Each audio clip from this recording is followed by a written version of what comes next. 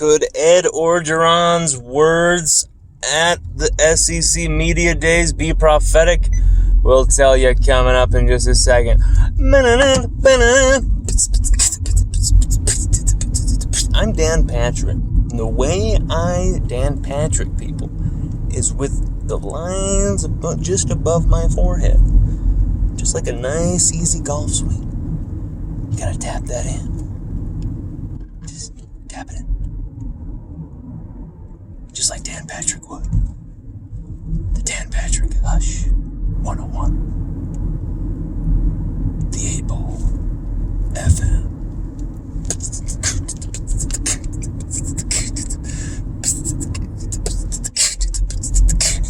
That's just the way it is. Things will never change. Oh yeah. Things will never be the same. Oh yeah. LSU Odyssey Odcast. Things will never change. Oh yeah. With your host, Juan Philip Sullivan.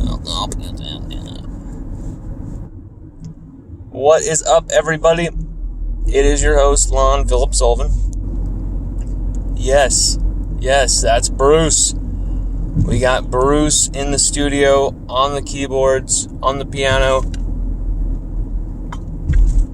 Unbelievable. A Grateful Dead member is in our studio, people. This is fantastic. I want to talk today, though, about potential program at a crossroads comments by Coach Ed Orgeron at SEC Media today. While from the outset, on the surface, it seemed like there was not too much there. Do a little digging, and there's a few things he said that were very interesting to me, that I think will not only define the 2021 season, but define the Coach Ed Orgeron era. Will we be looking at the Coach Ed Orgeron era 15, 20 years from now and saying, it was the great fall of the Roman Emperor, the empire type of thing, win the 2019 title, then everything goes downhill? If all of the USA Today stuff is to be believed, if all of that type of allegation and scandal about culture and all that type of stuff is to be believed, then it could go one way. But it could very much go the other way, where Coach Ed Orgeron could use this mindset of us against the world and recultivate, I should say, that same 2019 culture and mindset. And I think he's already done that. We know what happened last year at LSU. We got our asses kicked. That's right. And there's no one who understands that more than the players themselves. There's no one who understands the pain of 2020 more than Coach Ed Orgeron. But he said something that was very interesting to me when he answered Kate Thompson out of WAFB. He answered Kate's question. What was the biggest lesson you've learned in your 3 years as a head coach? I believe it's 4 years now, actually. But and his first answer was things the way I want them. Things the way I want it. If it's broke, fix it. And very much it's on me. This is my program. This is in my image. This is going to be target on my back. It's us against the world. Or to, quote Sir Jarrett Rosa, Louisiana vs. All Y'all. His great website, Louisiana vs. All Y'all, great YouTube channel.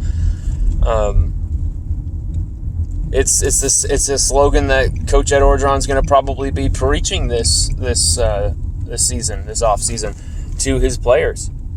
They're doubting us. They're saying we're a joke. They're saying we're a one-hit wonder. And remember, a lot of these guys came back. But that just was very interesting to me. Things the way I want them. We have an image of 2019 LSU only being successful because Coach Ed Orgeron was willing to delegate, to cede control to other coaches. Well, it seems like Coach Ed Orgeron is kind of finding that perfect mix with this new staff, where he takes control and then he delegates, takes control, delegates, takes control, delegates. It's going to take time for people to see that from the outside, of course, but it was very interesting. Coach Ed Orgeron accepting that hot seat, accepting that responsibility. He didn't say much. He did talk about the Bo Pelini thing and, not interviewing Bo Pelini. It was, he probably didn't have to say, if it was a face-to-face interview, I would have hired him again based on reputation. Coach, you don't need to say that. Bo should have never been hired with that, many years out of Division I, just based on reputation, And I understand where Coach Ed Orgeron's coming from. I was backing the Pelini hire, but that was because I was believing what Coach O was selling. And I think his players will this year too, because I think it's more rooted in actual reality, not just rah-rah, we're going to kick everybody's ass because we won last year's championship. I think this is going to be a team that's laser focused, but more than anything pissed off. Because if you believe what people have been posting online, just random people, when I see it on the forums and the message boards from other teams, it gets nasty. LSU Tiger players, they've basically been called some horrible things. The crimes of Darius Geis and Drake Davis and others have been put on them. And it's been horrible. And it's been because of, I think the USA Today reporting, for the most part, has been accurate. But some of the sensationalist stuff, it's going to hurt the program because Rivers, it's just me. It's just me talking. But yeah, I found it to be extremely interesting, that response. Things the way I want them. Some would look at that and be like, "Oh, Coach O, he's taken on too much control. He's beating his chest. He's, this is the culture they were warning us about. Blah blah blah blah blah." I didn't quite see it that way, but to each their own. Whatever. Another thing that was interesting was when asked about Title IX, wouldn't comment on it because of the active investigation. That's fine and everything. I expected that. What I didn't expect was for there to be no more questions. No more follow-up to that. But I think the assembled media knew that they were going to get there. They're going to get a stone wall with that because, what can Coach O really say? What do they expect him to say at this point? Especially if he has nothing to do with it. But if I'm Coach Ed Orgeron, I'm at least saying, this is what we've been doing in the future to fix some of what happened in the past, because some of those were established failures and admitted failures. So it'd be nice to have a few words and some thoughts come out there, but at the same time, I can see how even if he says a few things, they're admitting failures, they're admitting wrongdoing, So suddenly the knives come out. So I get it. I get this is a double-edged sword. But I'd like to see some more comments on what LSU can do to repair that damage. But, very interesting comments from Coach Ed Orgeron in a certain light. But I really think he's preparing this team for us versus the world mentality. You could see it all over the team.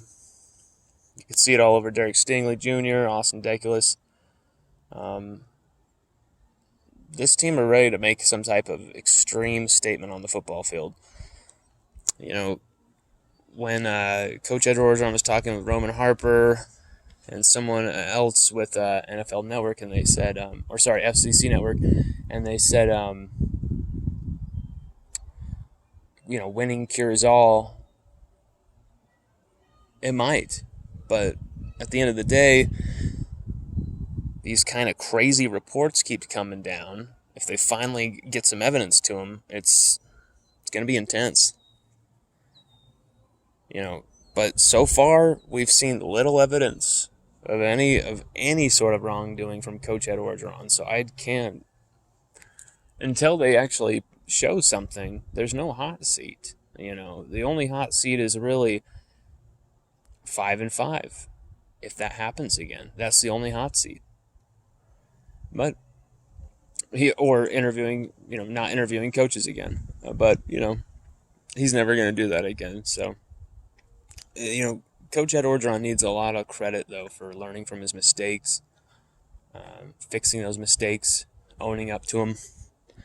I don't think Dan Mullen would admit to half of what Coach Ed Orgeron has admitted to, so you got to give Coach O kudos to that for being honest. So, there's times where people are like, oh, well, he's lying about this and that. It's like, I think Coach O would have spilled the truth already, to be honest. I really feel like he would have, spilled it out there if he knew anything. But we'll see. These things are still in the early developments. Title IX investigation is going to follow LSU for a long time, for a while. But, this... As for the 2021 team, this is a team that's trying to fight for an identity and say, hey, we're separate from all of that, and it's not just because of winning; it's how we win, it's how we conduct ourselves as a team. Been proud of this 2021 team so far. You can't not be proud. Great bunch of young Tigers, and excited to see them kick UCLA's ass on September 4th in the Rose Bowl, baby. Go Tigers.